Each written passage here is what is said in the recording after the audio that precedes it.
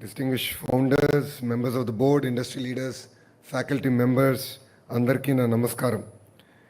It gives me an immense pleasure to be here to lay the first step in the Sri City International University. I would like to congratulate Srini Raju Garu to taking this from an idea and to actually executing on it. So whenever I meet Srini Raju Garu, I always have a lot of asks. And that's my job. And I keep telling him that he needs to do more for Andhra Pradesh. And he's a man of very few words. He actually gets it done. And I'd like to thank Srini Raju Garu for really building a world-class institution now here in the great state of Andhra Pradesh. It's truly a gift to the youth of Andhra Pradesh. I believe this is just the beginning. And as we discussed while we're driving in here, 5,000 students per year to start off in this campus. I'd like to just put all the stars, terms and conditions applied. 5,000 students per year in this campus, but I'm sure we'll do a lot more as we go about in our journey. Many of you know me as the IT Minister of Andhra Pradesh. I keep telling that is my India hat. But something that I'm more passionate about is actually my education hat, my Bharat hat. I'm also the HRD Minister for this great state.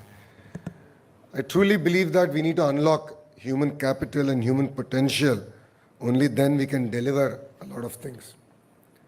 Yes, technology does change the world, no second thoughts about it, but it's education that creates people who bring about that change. And that is why education should be central to whatever we do. And that is why this event is very close to my heart. And thank you very much for having me here. I think we agreed on this day when we first met and said July 2nd we are going to do it. There's not going to be any changes, and I'd like to thank you for not changing that date. Today is not just merely starting another higher education institution or a university. I believe that it is a new way of thinking about higher education. It is what India really needs. There was a lot of debate yesterday and day before yesterday because I was with the Honorable President of India, and I met a lot of ministers, including Dharmendra Pradhan ji, and we discussed about the way forward for the Indian higher education system. And there's a lot of debate on, there's a need for a reset on a lot of the degrees that we actually offer. For many years, universities were measured on the number of graduating students or degrees that they offer. But going forward, I believe that we will all be judged by the transformation that we will do to humanity. So today, a degree alone is not enough. It is about enabling our students to solve problems, adapt to technology, and become lifelong learners. And I believe that Sri City International University is actually built to deliver that vision. India, as we all know, is going through inspiring times. Close to 65% of our population is under the age of 35. So it's the way you look at glass, half full or half empty. So we have to look at it both ways. This demographic dividend can become our greatest strength or our greatest challenge. And as a young politician, I'm very cognizant to both. If I was a little bit older, I could have blamed the next generation.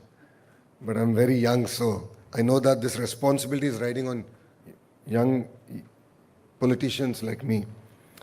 Under our visionary leadership of our Honorable Prime Minister Shri Narendra Modi ji, a lot of changes are happening in the education system, starting with NEP to the Startup India policy, to Skill India, to Vikasit Bharat. It's giving us a sense of direction, a goal that India should achieve. And honestly, our Education Minister Dharmendra Pradhan ji has also been pushing the states quite hard to look at innovative models, to lead from the front, because he understands that if one state gets it done in India today, the rest of the states, not all, but majority of the states will actually compete. And that's the message he gave me day before yesterday when we spoke about this institution. Inspired, of course, with Vikasit Bharat, I have a very tough boss. My chief minister might be 75-year-old. Pardon, he's 76. So I believe that there are 3 25-year-olds in him, plus one newborn baby. And I'm the person stuck meeting him every day at 9:30 in the morning. Yeah. That's why my beard is graying faster. And my whoop page is actually showing that I'm older than I should be. But our goal is very clear. We want this state to lead the economic revolution of India. We are a $220 billion economy aspiring to be a $2.4 trillion economy by 2047. And for the leaders on the dais, off the dais, who know my chief minister, if he dreams, he delivers. He's a very impatient visionary. So he is driving us in that direction. We believe that this will be powered by the growth clusters. Sri City is one of that growth clusters. So imagine 22 such growth clusters. A space city, a drone city, an automotive city, a glass city. Of course, we have the AC city here. A compressed biogas city, Quantum Valley, an aqua city. Look at the opportunities that we present. That is where the education minister or the HRD minister has a much larger role to play. We believe that there needs to be a tight integration with the industrial ecosystem we're building and the education ecosystem that is required.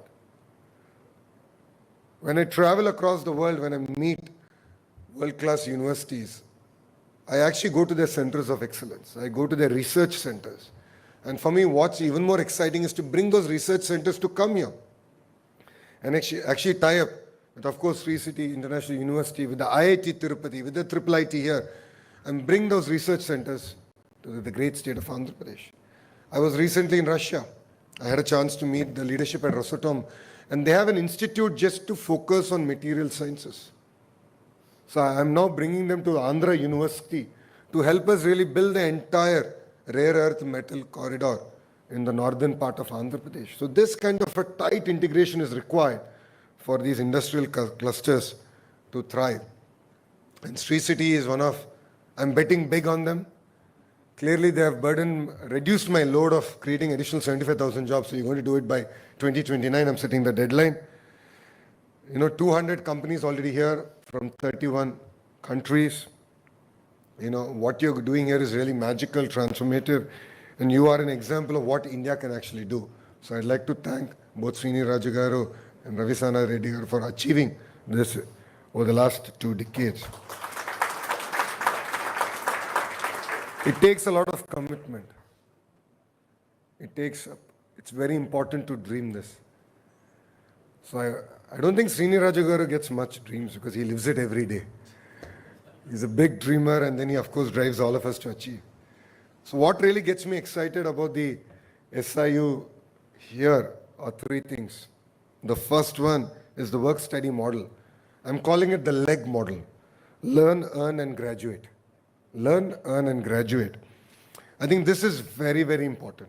When Srini Rajagaru told me about this, we were driving, I think, to Career Foundation, and he was very kind enough to come for that, and he was explaining this to me. It was very inspiring, and I spoke about this model to multiple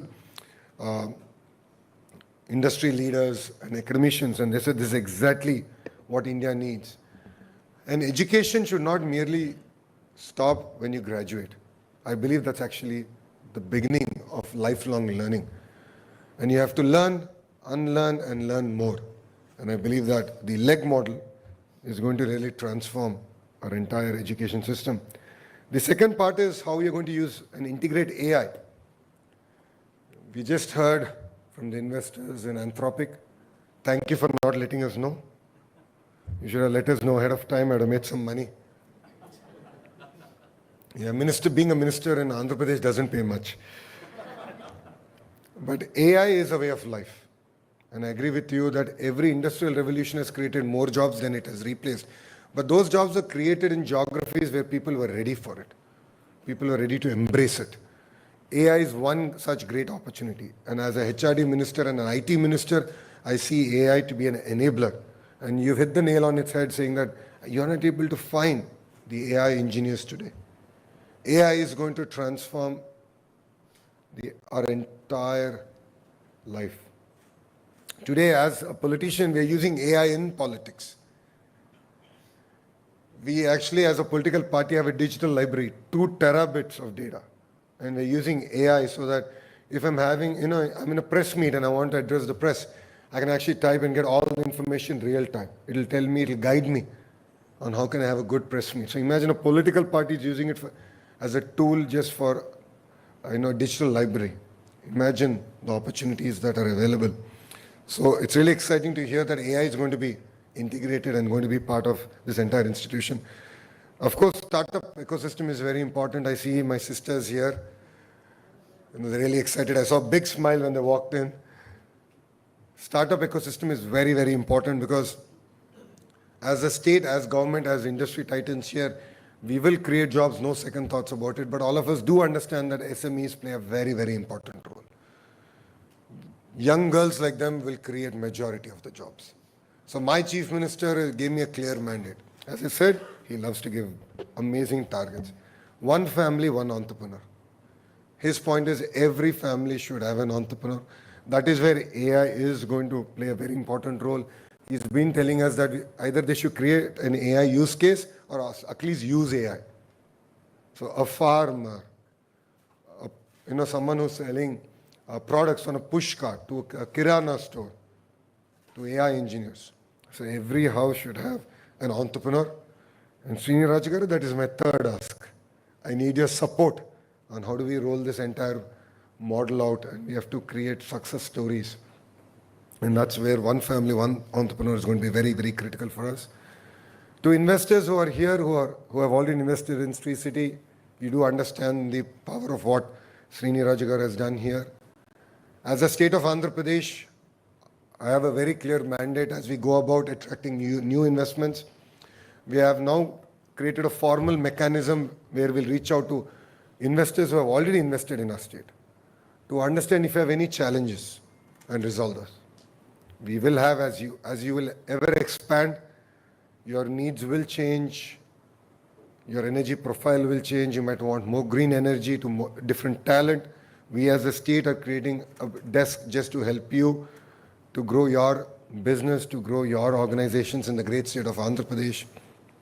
So as I was sharing with the colleagues before I joined this meeting, I call it the 3S model. Why you should further invest in Andhra Pradesh. One is speed of doing business. Second is stability of what we do here. Our policies stand the test of time and politics. Third is service. So once we agree it's no longer your project, it becomes our project. I must say that this Sri City International University is a great example of this, where I was in Russia when I cleared this project. So I didn't even waste a minute. I knew that the file came to my login. I went through it and I was in Russia. I remember exactly where I was. I was going from one meeting to the other and we actually cleared this file. So that's the service that we offer to all our partners because we are, I believe, together we are nation builders. I believe India can grow at double digit. It would require the private sector, the political system, and the bureaucracy to work together. We're not independent. We have to work together. And Andhra Pradesh is a state that is already growing at double digit. We will grow faster, but we need all of your support. So thank you very much, Srini Rajagaru, for having me here. It's really inspiring. As everyone was saying, it's inspiring times. And it is truly inspiring. And I'm sure under your leadership, your vision, this model will show the way for our great nation. Thank you very much for having me, and Jai Hind.